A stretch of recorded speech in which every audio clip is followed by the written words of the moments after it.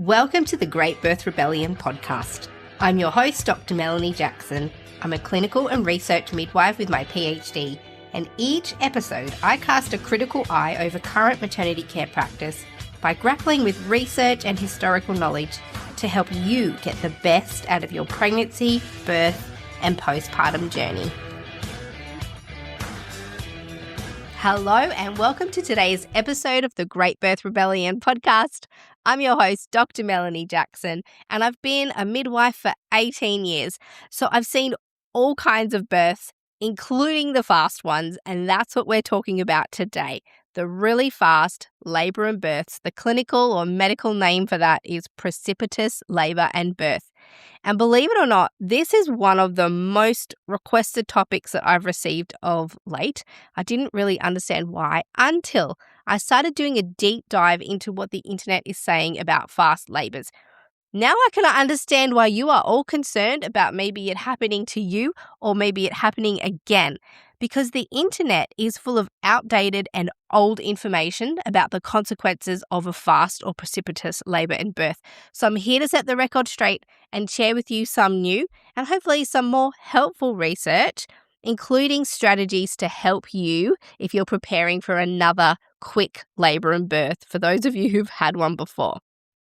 So my experience with fast labours has been with my clients, but also for myself. My second birth, which I now realised as I was looking deeper into precipitous birth and revisiting this topic, my second birth would have been counted as a precipitous labour and birth, but I've never thought of it like that. I loved my second birth. I thought it was exquisite. I would repeat it any day of the week. But a lot of women are being told that a fast labour is somehow a malfunction in their body, that it's not normal and that it's a problem. So I'm finally going to talk about it today. I can talk about the causes of a fast labour, what it is, what is a precipitous birth, how to prepare for one and how to manage one if that is your experience, if you're expecting one again. But just before I do, I have something to tell you about if you're preparing for your birth, especially if you're getting prepared for a quick one. I'll fill this episode with strategies, but I also want to tell you two other things that I believe should be in your toolkit if you are getting ready for a fast and furious labour.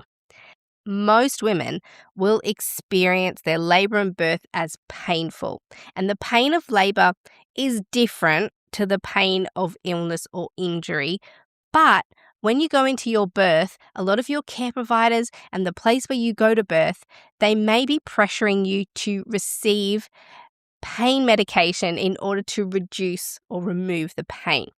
But the pain of labour is purposeful. It actually hormonally keeps your labour going. And so when you hear it like that, when you start to understand that the pain of labour has a purpose in the function of your body, in the efficient function of your body, we become more interested in working through the pain rather than getting rid of it. And as a home birth midwife, my clients know that they don't have the option of pain medication at home. So we have to come up with other effective ways of working through the pain of labour. So having the knowledge, firstly, that pain is purposeful in labour, that's the first thing, but there is a list of other things that are really effective and will be enough to make you feel like you don't need to get an epidural for your labour and birth if you don't want one. So I've been watching women use a collection of strategies over the last 18 years, and I've used them myself, of course. And so what I've done is I've gathered up all of these strategies and things that I've seen women use that have been effective in helping them manage the pain of labour. And I've bundled them all up into this guide. The guide has everything you will need to be prepared for the pain of labour and birth without the use of pain medication. It's called the Guide to Giving Birth Without Pain Medication. Look at that. It's everything I've learned over 18 years, and it's all killer and no filler. I know many of you are busy. You don't have time for hours and hours of information. The link to the guide is below in the show notes. They're all little recorded video snippets, some for you and some for your partner and support people. Everything is covered in this guide to giving birth without medication. It's only $27, which is cheaper than lunch, but will certainly be far more valuable than a single lunch meal. Now, the next thing I want to tell you about, because this podcast is all about helping you get the best out of your pregnancy, birth, and postpartum.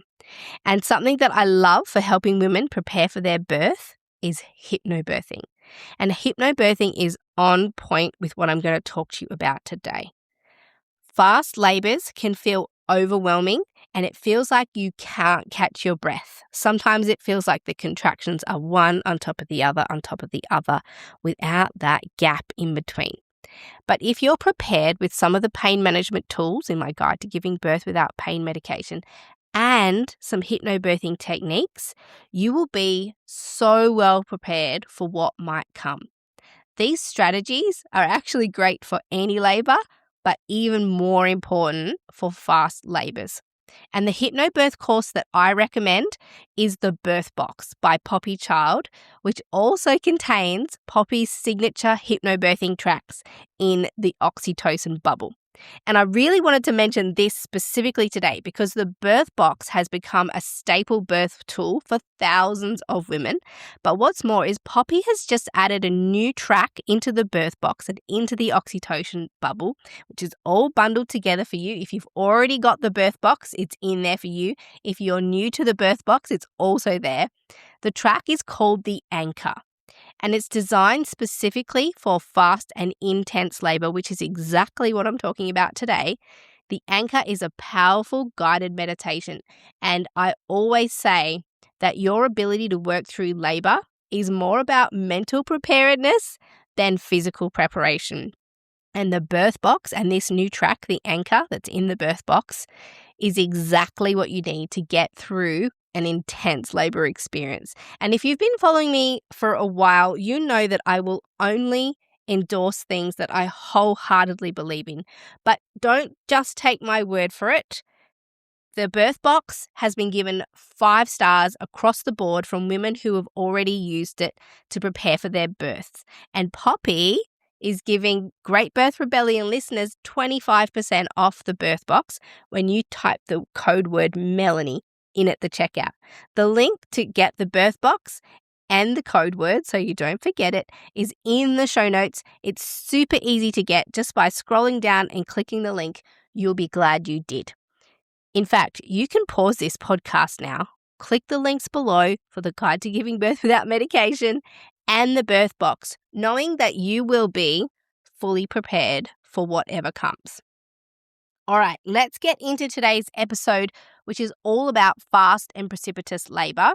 And as I do with every episode, when I'm preparing, I already have kind of a personal backlog of experiences as a clinician. So I start first by drawing upon that, and then I revisit some of the research that I already know and refresh myself.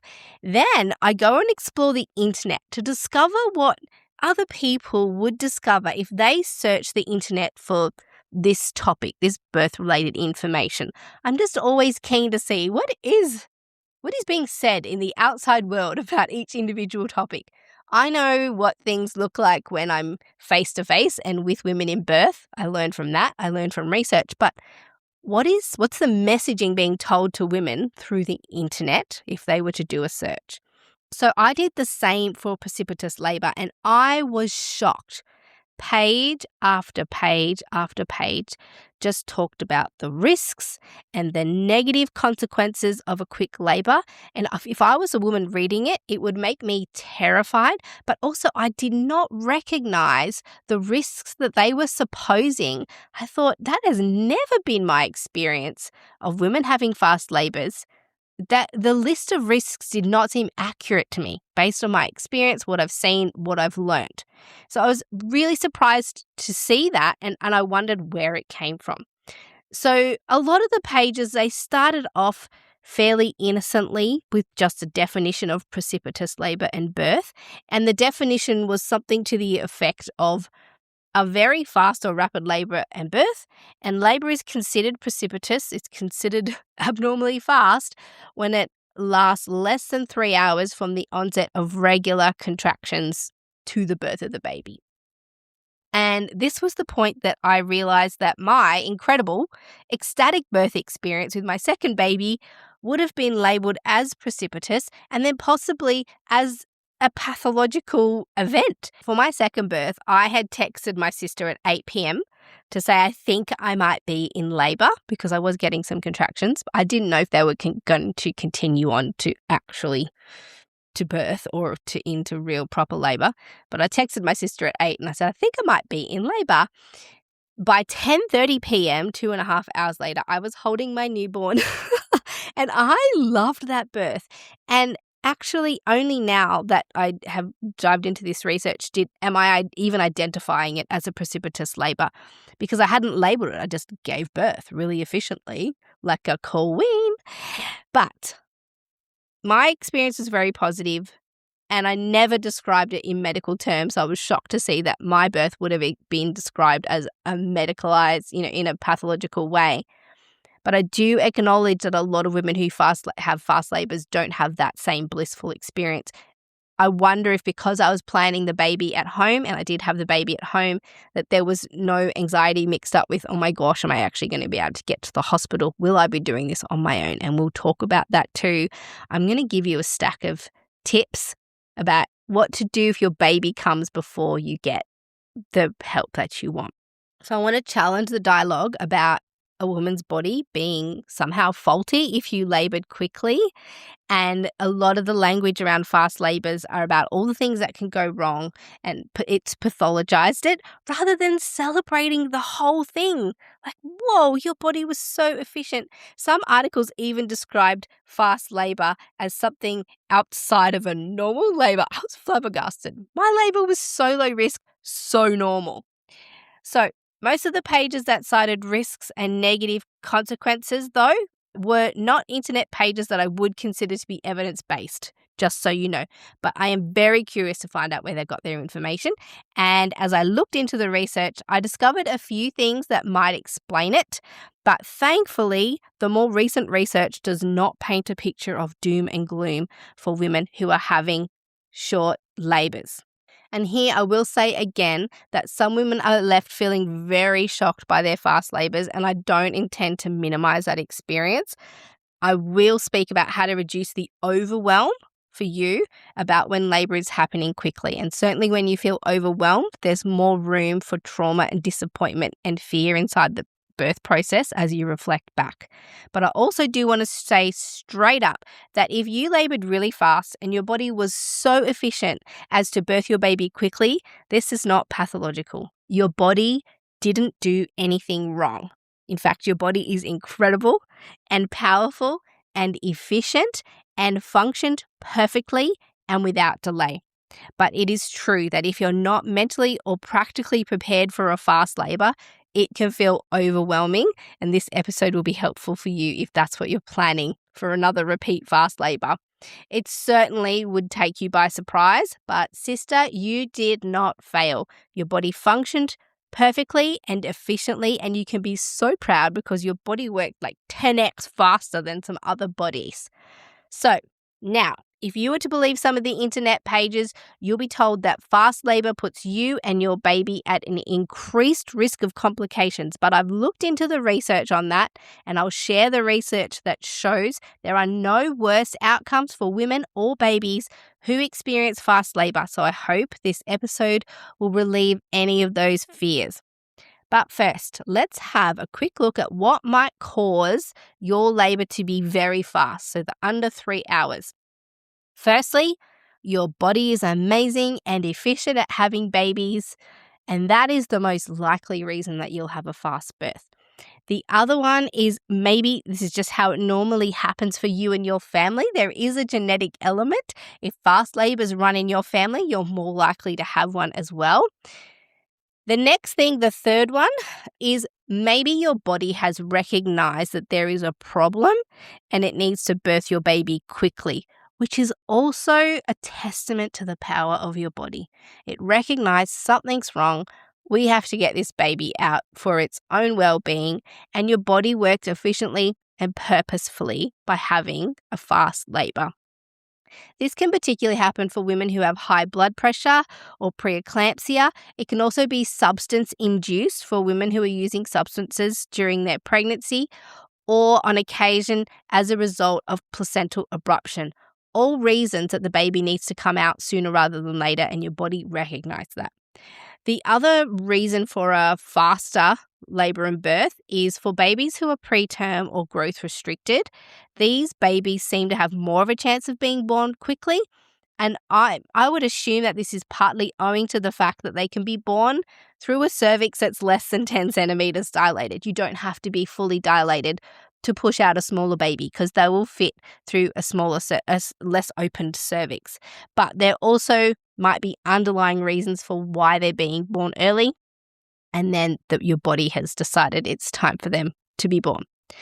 The other reason for a quick labour is maybe your induction is too forceful. So a fast labour can be a result of an induction medication, especially if it hyperstimulates your uterus.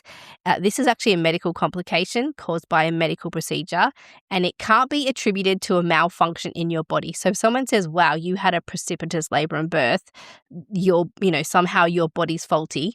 No, this was a fault in the medical procedure, and it's a side effect and a complication of the induction process. That's not on you. That's a complication of the medical procedure.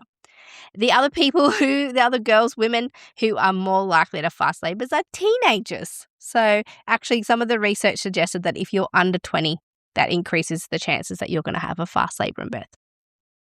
So they're some of the reasons. And before I go into how to prepare for a fast labour, how to manage an actual fast labour, and what to do if your baby is accidentally born at home, I'll address some of the research that I found about the outcomes of faster births. So if you are reading along, and this is your reminder that if you're reading along with the references for this episode, and if you're new to the podcast, I just want to let you know that if you go to melaniethemidwife.com and sign up to the mailing list, you get access to this huge resource folder full of all of the research papers that I use to create every single podcast episode. This episode is no different. So if you want to have a read of those papers for yourself, or any papers for that matter that you're interested in from any episode, just sign up to the mailing list. You'll get a link to that big master resource folder. So this paper that I'm about to talk about is in the resource folder. So if you're reading along, this article is called Clinical Significance of Precipitous Labour, and it was written in 2014. And I will mention there is actually surprisingly little written about fast labour. Very few research papers that are written about this, but I found this study particularly helpful. So this was a group of clinicians who retrospectively, so they looked back on births that had happened, and they examined precipitous births in their facility to identify the clinical significance and outcomes following precipitous labour for single babies, not twins or multiples, and they were head down. So head down, single babies, what are the outcomes? And they had two groups. So they compared the fast labour group to the, in inverted commas, normal length of labour group. So the authors commented, in their preamble to the study, that the prevailing opinion has been that a rapid labour can result in maternal injury and place the baby at risk for trauma or asphyxia, so difficulties with breathing and deoxygenization. And they wanted to test if this opinion was true. Is it true that women and babies have poorer outcomes with a faster labour? So they wanted to answer that question. So the researchers, they also commented that there was, in fact, very little research, which is also what I discovered. And when I read theirs, I thought, oh, phew, haven't missed something. There is actually not that much. There's very little research about the outcomes of fast labour. And again, that was in line with what I found. So this 2014 paper was aiming to address the knowledge gap. So they had a retrospective population-based study, and it compared singleton fast head-down labours with normal labours of less than 30 hours. And this study was done in Japan, and the sample was taken from 2009 to 2013 within their facility. It was a maternity hospital in Japan. The authors also very helpfully noted that in their hospital, the routine practice for placental birth is that oxytocin has not been used in the routine for prevention of postpartum hemorrhage in the cases of precipitous labour. So in their hospital, they didn't routinely use oxytocin to manage placental birth, either normally or in precipitous labour and births. And one of the risks of a fast labour, what the outdated internet pages said, is that women are at a higher risk of postpartum hemorrhage. But what they were saying is they're not even using prophylactic oxytocin. So their research appears to be based off a more physiological approach to placental birth, which is exciting to me. Might not be exciting to anybody else, but I think that's exciting. So the number of women in this study was pretty good for the outcomes that they were looking for. So if you want to look at really rare outcomes, you need a bigger pool of study subjects of women. But if you're looking for more frequent events, you don't need as many women to be in the study. So during the study, there were 11,239 singleton births, and of those, 1,606 were precipitous. Now, that represented 14.3% of all births that happened in their facility were considered precipitous. 14.3%. So that's the incidence. That's how frequently a precipitous birth happened in their facility. And then they looked at how common it was for women having their first baby versus their second or subsequent. So if you're having a subsequent baby, you had a 21.5% chance of having a precipitous birth. So by these stats, about 1 in 5 women who've had a baby before will have their next baby in less than 3 hours. So that certainly doesn't sound like pathology to me. It's just how labor usually works. Maybe our bodies just get better at it and more efficient at it. But if you're a first-time mum having your first baby, the incidence rate of a fast labour from this study was 6.6%. So overall, if you bundle women having their first or subsequent babies together, the overall rate was 14.3%. But if you were primate having your first baby, it was only a 6.6% chance. If you'd had a baby before, 21.5% chance that you'll give birth in 3 hours or less. So then they looked at the outcomes, and it was none of the doom and gloom stories that you may have read about. None of them checked out. So what they found that with regards to first-time mums having fast births in their facilities, and as I said, they compared it to a group of women who did not have as fast a birth. So they had a higher chance of being under 20 years old. Also, babies under 37 weeks, more likely to be born quickly. And again, if you had high blood pressure, more likely to have a fast birth. That's what they also found. Interestingly, placental abruption, if you had a placental abruption in this study, less likely to have a fast labour. But let's look at some of the outcomes for the babies. So none of the babies in the fast labour group had an APGAR score of less than 4 at 1 minute. One of them had a APGAR score of less than 7 at 1 minute. Compared to the other group, the longer labour group, the rates were not dissimilar. So what they showed is that there's no increased chance of your baby showing signs of distress or having a poor outcome immediately after birth as a result of a fast birth. That's what they determined. They also found that the women who had fast labours were less likely to have a postpartum hemorrhage of over 1,000 mils. It was 7.3% in the fast labour group and 8.4% in the longer labour group. The other thing that people often bring up is that you are more likely to have severe perineal tears. There's some kind of idea that if the baby comes out rapidly, that our bodies can't possibly cope with that. They put that theory to rest as well. So severe perineal laceration, which I assume included 3rd and 4th degree tears and episiotomies, they were unchanged between the groups. 3.6% in the fast labor group, and 3.7% in the normal length labor group. I'm not using normal length labor, the regular length labor groups, not the fast one. The only thing that did seem to increase was the risk of cervical tears. But when they commented on the findings, and if you're in research jargon, there are some percentage differences that would be clinically significant or statistically significant and others aren't. So while there was a statistical difference, a slight increase in the risk of your cervix having a little tear or a big tear with a fast labor, slightly increased compared to the slower labors and births, but it didn't reach clinical or statistical significance.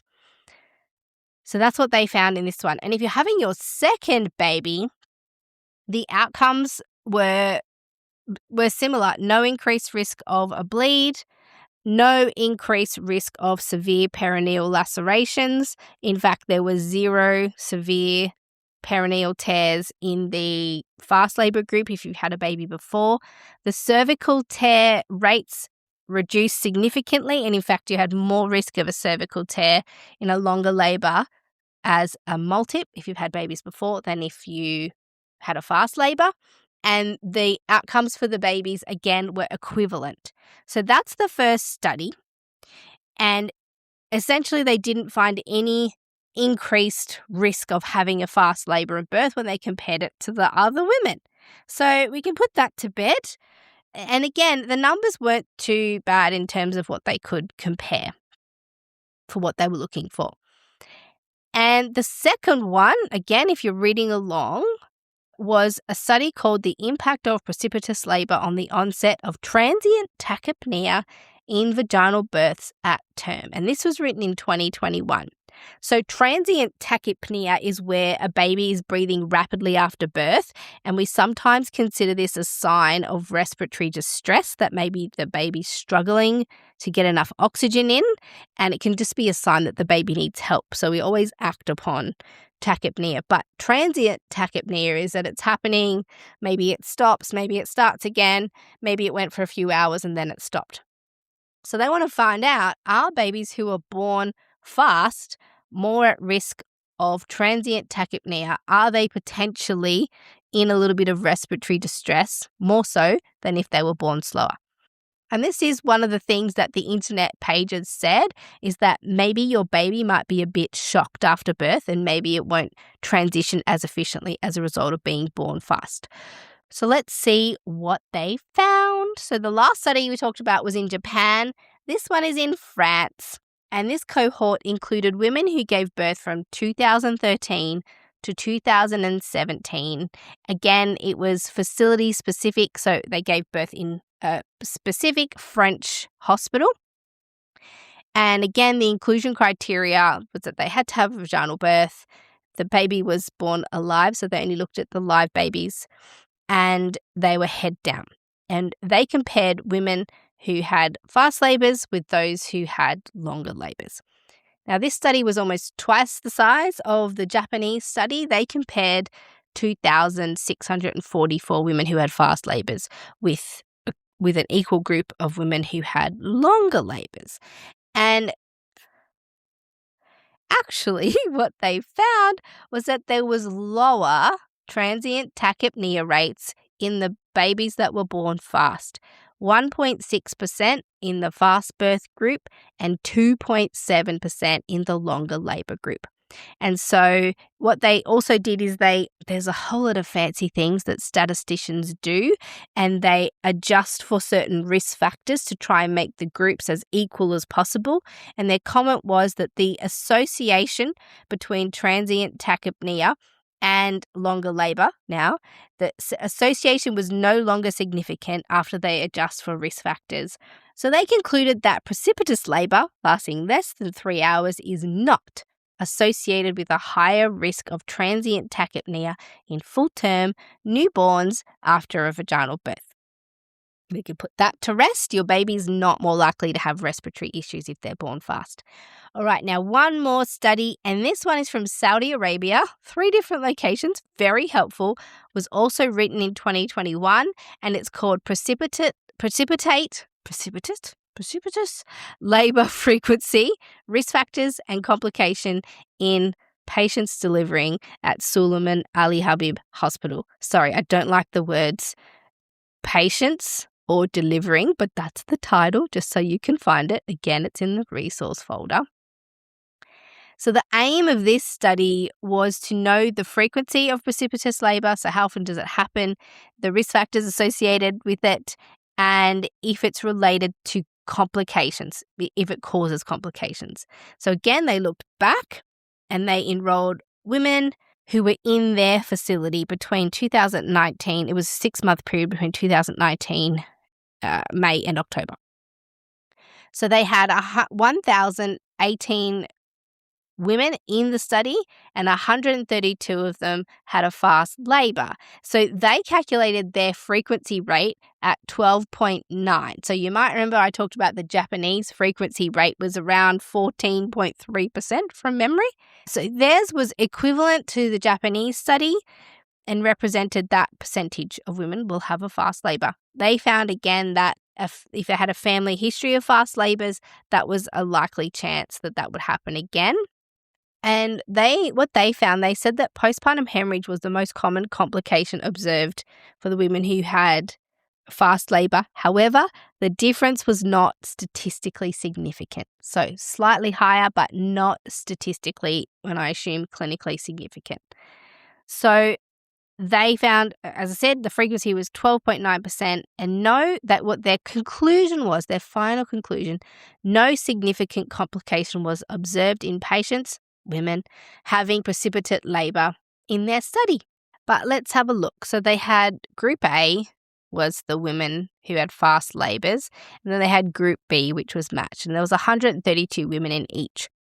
So postpartum hemorrhage, 9 women in the fast labor group had a postpartum hemorrhage, 8 in the other labor group. Pelvic trauma, which would be any tears, cervical tears included, was 1.5% in both groups. 0.75% gave birth on the way to hospital in the fast labor group, and 0% in the other group. Shoulder dystocia was higher. There was only 1 shoulder dystocia of the 132 births in the normal length group. No shoulder dystocias in the fast labor group. Placental abruption was the same, 1.5%. So there was very few differences. 1 extra woman had a postpartum hemorrhage in the fast labor group compared to in Group B, which is why they said it was not a significant finding. Okay, that's the current research about outcomes. Fast labor does not appear, according to these research papers, as a pathological circumstance. It does not come with additional risk, except that if you plan on giving birth in hospital, the only real risk that I can see is that you might not make it, and you might be alone when you're giving birth. It's called born before arrival. So either the baby's born before you arrive to hospital, or the baby's born before the midwife gets to you if you're planning a home birth. So born before arrival could be considered a potential complicating factor if you aren't prepared for it. If you give birth quickly, because there's an underlying problem, that could also cause a cascade of problems. For example, if you gave birth to a baby after substance use and it was preterm and you didn't get to the hospital, of course you might expect some issues with that baby as a result of prematurity and not having immediate care. That's kind of where I would see the main risk factors. So, if you're preparing for a quick birth, maybe your family has a history of fast births or your previous births were fast, I'm going to tell you what you can do to be ready for a fast labor. And then I'll run you through how to manage it, how to manage a fast labor yourself, and what to do if your baby's born before you get to hospital or before your midwife gets to you. So I used to always have a talk, and I still do, a talk to my clients about what to do if their baby's born before I get to their birth. Sometimes the births are fast. Sometimes they call me too late because they're actually coping just fine. So I'm also going to give you my checklist of what I tell them, what to do if your baby's born without me. And the final thing that I will discuss too is if you actually need an induction because of a history of fast labor. And I have heard this. I've heard some clinicians recommend to women that if you've had a fast labor in the past, maybe you should plan an induction. And we'll talk about why. Why do they say that? All right, so now we're going to talk about how to prepare for a fast labor. And by the way, you don't have to write all of these down if you're sitting there scribbling madly with your notepad, which is what I imagine you all doing as you listen to my podcast, which I know you're not. I know you're probably walking or waiting in the car while you're picking your children up from school or cooking dinner, or your earpods are in and you're doing something else entirely. But on the off chance that you're attentive and filling in your little notepad, you don't have to do that, because if you access the resource folder for this episode, so just melaniethemidwife.com, you can get on the mailing list for that. I've put a checklist in there for you to print off as you prepare for a fast labor. And there are some little spots to write down your plans and a little tick list to make sure that you've got everything ready. So here we go. Number 1. Assume your labor will be fast and prepare for it. And if it doesn't happen, you'll be over-prepared. So number 2, you will be laboring. So you'll actually be in strong, fast labor, which means you only have one thing to do, maybe 2. Get dressed, that's the first thing. And then if you're going to hospital, get in the car, and all you have to do is focus on your labor. You don't have a single other thing to do. And in fact, you will not be able to do a single other thing, because you'll be putting all of your energy into managing labor and having a baby. So the rest is actually up to the people around you. And here's where it can get a bit hairy, because the people around you have to act fast and they have to be prepared and they have to be calm, because you can't help them. You are busy laboring. So this section is just as much about preparing your partner and your support person as it is anything else, because your job is done. You're in labor. You've got nothing else to do. So I suggest sending this episode to the people who are going to be with you for your labor and birth, so that actually they are also prepared for your fast labor, because they've got a vast more number of responsibilities to take care of. You've got the one, labor and birth, because it's going to be rip-roaring. They have to do everything else. So the third point is have a clear, planned childcare plan if you have other children at home, so that you can act quickly when you go into labor. So have the contacts stored in your partner's phone, not yours. We can put them in yours, but also put them in your partner's phone, or put them on the fridge. Or if you're making a fast labor and birth plan, and you'll see the plan in the resource list, put the numbers all there, the people that are going to come and look after your children, or who's going to come and support you in labor and birth as well, because there might be a flurry and a flutter, and you don't want to be stressing over the details of finding someone's phone number, who's going to come for the kids. So make all of these arrangements ahead of time about who will be coming to your house. Preferably they live close by and they will commit to having their phone on loud at night, and they should keep it near to them at night so that they're easily contactable. And the main thing that happens with support people is that they're not prepared for the on-call life like some private midwives or on-call midwives are, and you won't be able to contact them at night. So make sure that they're really briefed on having their phone on loud, not on silent, that it's close by, so that they can be up and ready when you need them. Potentially they should have a bag packed so that they just have to get dressed and come to you. So I think have a few backups just in case you can't contact your main support person, or have some of the contacts of the other people in the household, or a landline, so that you make sure you can get in contact with people fast. You don't want this delay of trying to call lots of different people while your labor's fast and you're trying to get to the hospital, or you're trying to get your home set up for the birth. So in the later weeks of pregnancy, make sure you always know where your car keys are. Have them in the same spot every time. Make sure the car's full of petrol, the baby seat is installed so that you can make a quick getaway, and ensure that you have the hospital address written somewhere or saved into your GPS so that your partner can get there without thinking and without delay. This might be the first time you've ever driven to that hospital. That's not an unusual thing. So that's a way to be extra prepared. You preparing for a quick getaway is basically what I'm trying to say. So also think about, if your labor is going really fast, that your baby could be born on the way to the hospital. But if you think that your baby's really close to being born, I would actually suggest that you stay at home and phone an ambulance to come to you. It's a better scenario to accidentally give birth at home than to accidentally give birth in the car on the roadside. And call the ambulance to you if you think you're not going to make it. So also make sure you have the contact for the hospital easily available so you can call the birth unit, tell them that you're coming. Again, this will be the job of your partner, not your job. You've only got one job, and that's to be in labour. The next thing to do this is the preparation time. This is all the work that you'll do ahead of your labour. Have this ready before your 37 weeks.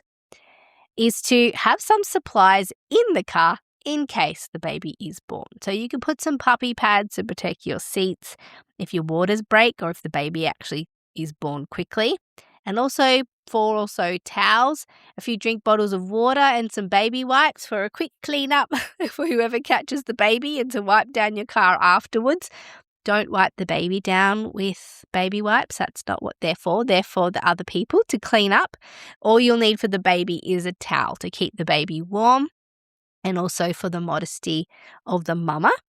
You also might want to put a few pillows in the car for comfort or for the drive so that you're comfortable while you're labouring and things are happening fast and you can get into lots of different positions. Or if the baby is going to arrive in the car, a nice soft place to land. The next thing to do is have your hospital and postnatal bag packed and next to the door for a quick exit. Or if you're having a home birth, obviously still have everything ready right where you need it, including all your pain management tools and everything that you need. But the trick is to be ready. Every night after 37 weeks of pregnancy, set everything out that you'll need just in case you go into that labour that night and just in case it's fast. Some of you are expecting a fast labour, so be ready for it. You don't want to be running around looking for bits and pieces. Just pick up the bag into the car, or you know that everything's there if you're having a home birth. Have the midwife's number available somewhere for your partner. The next thing you need to do is prepare your partner for a possible birth without any other care providers. And don't freak out because, as we've learnt, most quick births happen without anyone's input. Most births happen without anybody's input. It's all going to be just your own effort and your body's capabilities. You just have to have someone there to catch and pass you things and make phone calls. So now let's talk about what you'll be doing while the people around you are making calls and driving to the hospital, looking after kids, setting up the birth space. They're doing all kinds of things, whatever they're doing, all the other things. It might be a flurry and a flutter, and you might be left for periods of time during your labour on your own. So you might be in fully fledged labour and the people around you are a little distracted with the logistics. So I want to talk to you about how to manage the actual labour. So the things I just spoke about were the preparations, what can you do ahead of time. Now what's going to happen when you actually are in labour? So you probably won't have much time to ease into it. It may start quick and strong and fast right from the beginning. And the contractions will feel like they are one on top of the other with very little time to rest.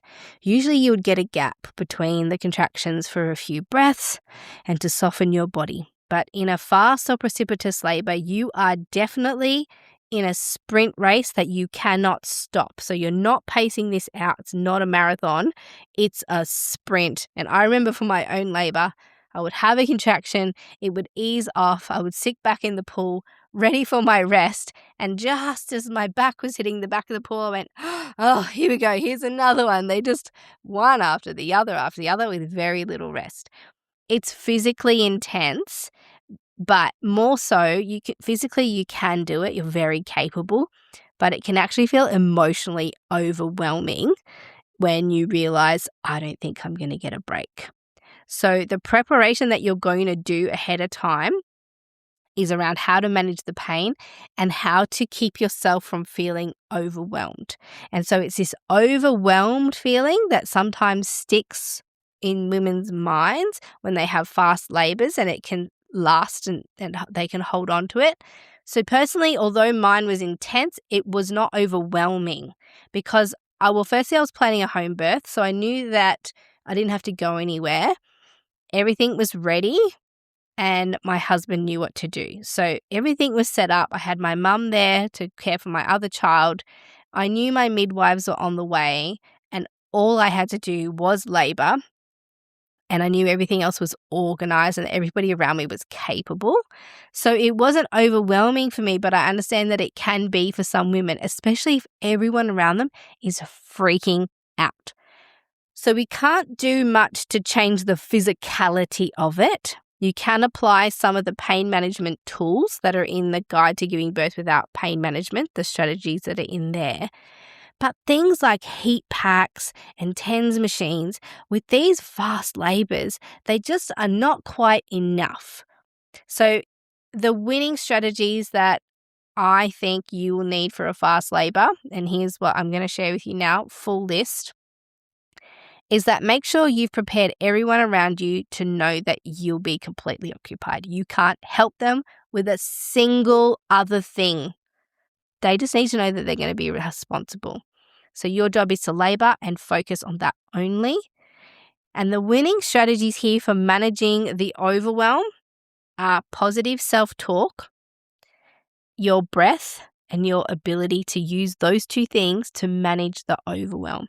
And here's where I'm really going to recommend using the Birth Box by Poppy Child, which is what I mentioned in the early minutes of this episode, and my Guide to Giving Birth Without Medication, because Poppy's Birth Box is full of hypnobirthing techniques and tracks, and they help you to expertly manage overwhelm. They specifically are for overwhelming contractions, and you can practice them ahead of time and then immediately activate them again during labor. And if you listen to the tracks, the sound tracks that are in the oxytocin bubble, if you've got your headphones on, and maybe the anchor track is what's needed, if you've got your headphones on, and that can help you focus and get into the hypnobirthing zone and manage through what can feel like an overwhelming circumstance. But with your breath and with the tracks and with some of the tricks and tips in the Guide to Giving Birth Without Medication, the idea is not to reduce the number of contractions or even necessarily the pain. It's to reduce your overwhelm so your capacity to cope increases, so that you don't feel flustered and terrified because things are feeling big and strong. So the main thing about a fast labor is managing the pace and the lack of rest, so that you'll need to breathe consciously and take full advantage of any of the gaps between contractions. Use the gaps or any moments of relief to concentrate on big, deep, slow breaths and softening and relaxing your body and talking to yourself. So block out other stimulation, because when you feel overwhelmed, you can't have too much input. People, sounds, lights, anything else that is input will add to overwhelm. So block out other stimulation. You could use an eye mask, which would block out visual stimulation, and the earphones with the tracks running, and this will stop you from any auditory distractions. And also, if you are well cared for and you know that the people around you are prepared, you don't have to do any more of the mental work of keeping them calm and giving them instructions. You can just focus on yourself. Now, the final thing you'll need for a fast labor, and this is what I talk about in the Guide to Giving Birth Without Pain Relief, is you have to speak to yourself positively. This is about mental grit and getting through with these affirmations and meditations. So instead of saying things like, oh, this is so big, or I'm not getting a break, or it hurts so much, or I can't do this, or it's too strong, try saying things to yourself that are going to help you get through. So something like big, slow breaths. I'm going to just say big, slow breaths in your head. You can say it out loud if you want to. Use the rest to soften. Any rest that you get, any lull, let your body go soft. I'm okay. I can do this. So just keep repeating something in your mind that feels soothing and fills you with some hope. Even if you don't believe it, you will feel more capable just by saying them over and over again. Just put them in the place of, I can't do it. It's not going to help you. It's going to make it feel worse. You've just replaced those words with, I can keep going. Even if you don't believe it, Even if you don't think you can, just say it. Something I did to fill myself with hope during my very fast labor, which, I really, really liked. But I remember thinking, well, I can't do it at this pace for too much longer. And I remember looking at the clock and I said to everybody, I'm going to be in my bed by 11 p.m. Because in my head I thought, right, this baby at this rate has to come out soon. I don't feel like I can go longer than 11 p.m. She was born at 10:30 and I was in my bed at 11 p.m. But I kind of mentally had to put a line in the sand, give myself hope. And I just said, keep telling myself the baby's going to be born soon because, this is big. The baby will be born soon because this is a big, strong labor. So I'll remind you, just in the show notes are the links to Poppy's birth box and the guide to giving birth without pain relief. You can get those down there. Super easy. Now, the other thing that is in the resource folder that you can print off, and this would be particularly for your partner, and it's something you can print off and put on the fridge or have somewhere easily. This is my what to do if your baby is accidentally born at home. You weren't planning on it. What to do if they're accidentally born at home. Or if you were planning a home birth, then this is what you can do if the baby comes before the midwife. So if you feel like your baby's coming, firstly, contact your midwife or an ambulance to come to you. Don't try and transport yourself. You're better to have the baby at home than in the car. Next, when you feel the urge to push, it's okay to go with it. There's no need to do anything extra, any extra hard pushes. You don't need to stop the pushing urge. Don't try and withhold from pushing. It's very unlikely you'll be able to hold your baby in long enough to get somewhere. Just breathe and go with the urges as they happen. It's okay to listen to your body. And if everyone around you could not say things like push, push, push, that would also be helpful. Just listen to what your body's doing, feel what your body's doing, and go with it. No need to add any extra, just go with it. Now, the easiest position to have a baby and to keep the baby as safe as possible is on your hands and knees. It's the best way to visualize. So I would suggest if your hands and knees on the floor over something soft like a mattress or some pillows, so you could put some pillows under your knees and behind you just in case the baby drops so that it has somewhere soft to land, particularly if you're there on your own. So I would also suggest, if you've got time, choose a birth spot, a soft birth spot on the floor, on your hands and knees, somewhere downstairs, not upstairs if you can, so that it's easy for people to find you when they arrive. And if anybody's coming, like the midwife or the ambulance, they can easily get their equipment in and around if that's what they've got. Now, the people around you need to remember to unlatch the door, make sure it's not locked, and make sure that your house is easily accessible so that your midwife or an ambulance can come in without needing anyone's help, and make sure all of your animals are locked away so they either don't run away or they don't get in the way of anyone who's come to help.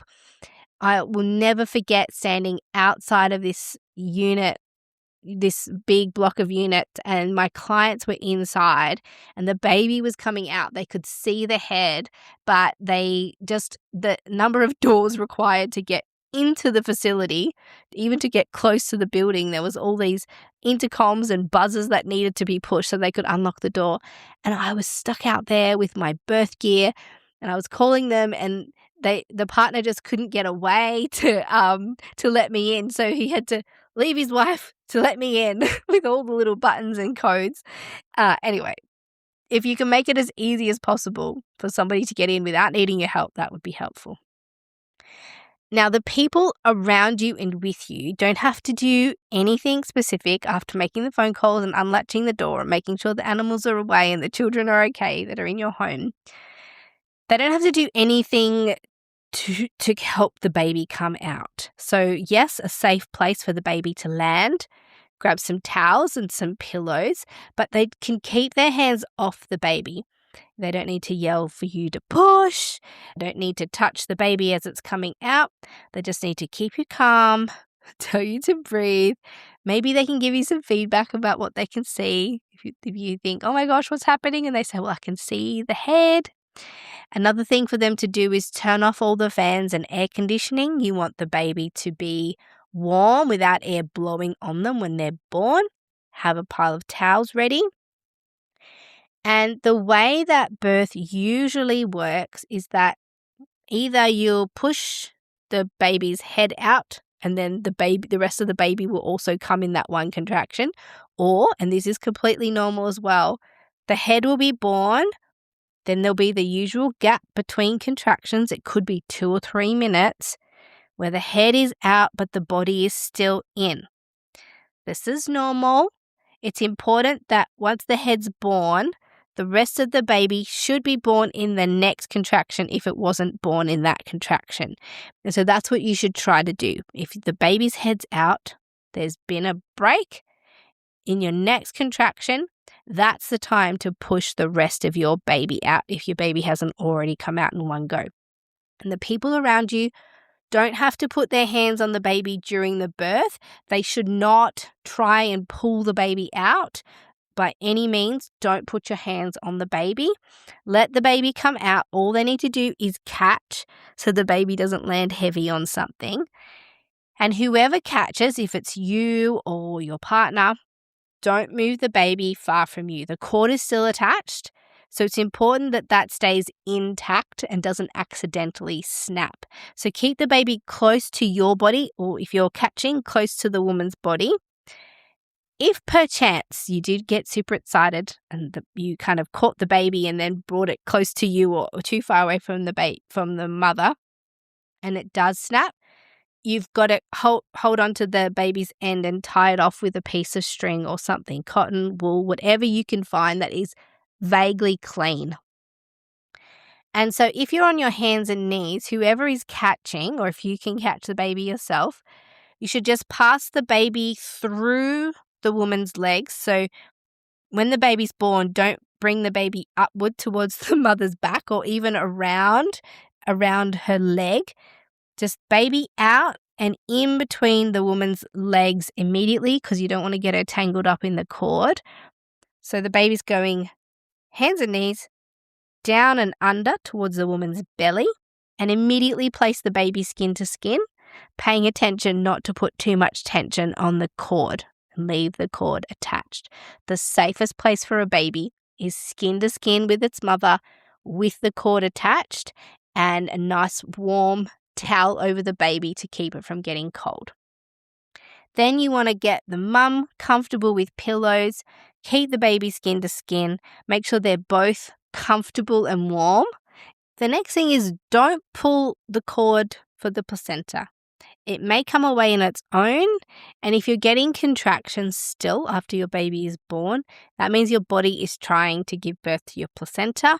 And I have a whole explanation of how to give birth to your placenta in another podcast episode on the Great Birth Rebellion. So I'll link that in the show notes below. If you need to know how do I give birth to my placenta physiologically, then there's some tips in that episode, which is linked below. So those are the basics, and they will help you while you're waiting for help to be on its way. Now, the last thing I will say, that if your baby is born not crying and feels floppy in your hands, in your arms, put the baby skin to skin and rub the baby vigorously with a towel and blow air on its face with your mouth, just and this will usually be enough to make the baby give a big and vigorous cry. Very few babies will need resuscitation after a straightforward birth. Sometimes just a bit of a rub. And remember, they're attached to their cord, and the cord is their lifeline. They're still getting oxygen through the cord while it's still full of blood. And if the ambulance arrives, or if they happen to be there for the birth, don't let them cut the cord of the baby too soon. It's better that the baby stays attached, and just don't interrupt that for now while the baby's transitioning. They might be interested in doing this. Just please ask them, don't. So that's pretty much it for what to do if your baby's born before your midwife arrives or before you get to hospital. And consider, If you have a history of fast births and you're very worried about if you're going to get to the hospital or not, or maybe the hospital is a long way from you, then consider that this could be a good reason to actually plan a home birth. Don't plan to give birth in hospital. Plan to stay at home for the purpose of overwhelm, and just practically, it's a lot more strategic to plan a home birth if you've got a history of fast births. I've had clients like this. They did not specifically want a hospital birth, but with a labour that is 30 to 40 minutes long historically, what chances do you have of getting to the hospital? This particular woman that I was thinking of had her 6th and 7th babies with me. The first 5 was super fast and she only just made it to the hospital. And the practicalities of getting 5 children cared for while also trying to get to a hospital, and they'd since moved so they were further from a hospital. Part of the reason she wanted a home birth, she did want one, but it made a lot of practical sense for her because of how fast her labours were. And when I arrived to her births, I remember her looking at me and going, "Oh, thank God, Mel's here." And then she literally pushed her baby out. It was as if she was holding it in. But that could be a practical solution to the problem. It's not a problem, but if you feel like it's going to be a problem getting to the hospital because you have fast births, consider planning a home birth. Now, the final thing I want to address is, do you need to plan an induction because of a fast labour? The reason some women will choose this is if they have a fear that their labour is going to be so fast because the time of the birth is unpredictable. Maybe they're concerned that if they go into labour and the labour happens quickly, they don't want to be giving birth at home in the car, or risk the possibility of not arriving to the hospital in time. In that case, some clinicians will actually suggest, well, why don't we pick the birth date of the baby as best we can and induce you so that you are already at the hospital when you go into labour. If you know me well enough, you will know that I think this is a bad idea when I compare it to the option of a fast labour and birth. I won't go too much else into it, but an induction is not a no-risk option. It's not even a low-risk option. To have an induction introduces new and fantastic risks into your birth that didn't previously exist. So it's up to you to compare the risk of potentially not getting to the hospital in time with the potential complications of an induction of labour. And in the show notes below, I've put 2 episodes that I've written about the unique risks of induction for you to help make that decision. What feels more risky to you? An induction that's not medically indicated, or the potential of giving birth fast and maybe not making it to hospital? That's not a decision for me to make. I know what decision I would make, but I will leave you with that information. If your clinician suggests that an induction of labour, or you want an induction of labour as a response to the potential of having a fast labour next time, consider all the information, the risks of potentially going to labour spontaneously and giving birth before you get to hospital versus the risks of an induction of labour. That is today's episode. If you want the 2 checklists, how to prepare for a fast labour, so there's a checklist of all the things to get ready. Then I've also made a checklist for the people around you, what to do if your baby comes before the midwife or before you arrive to hospital. Those 2 things are in the resource list, which you can get if you're on the mailing list at melaниethemidwife.com. And don't forget the 2 additional resources, the birth box and the guide to giving birth without pain relief. All the links are in the show notes for you to be completely prepared for a fast birth that's less overwhelming. That's been today's episode of the Great Birth Rebellion podcast, and I will see you in the next episode. To get access to the resources for each podcast episode, join the mailing list at melaниethemidwife.com, and to support the work of this podcast, wear the rebellion in the form of clothing and other merch at thegreatbirthrebellion.com. Follow me, Mel, at Melanie the Midwife on socials, and the show at The Great Birth Rebellion. All the details are in the show notes.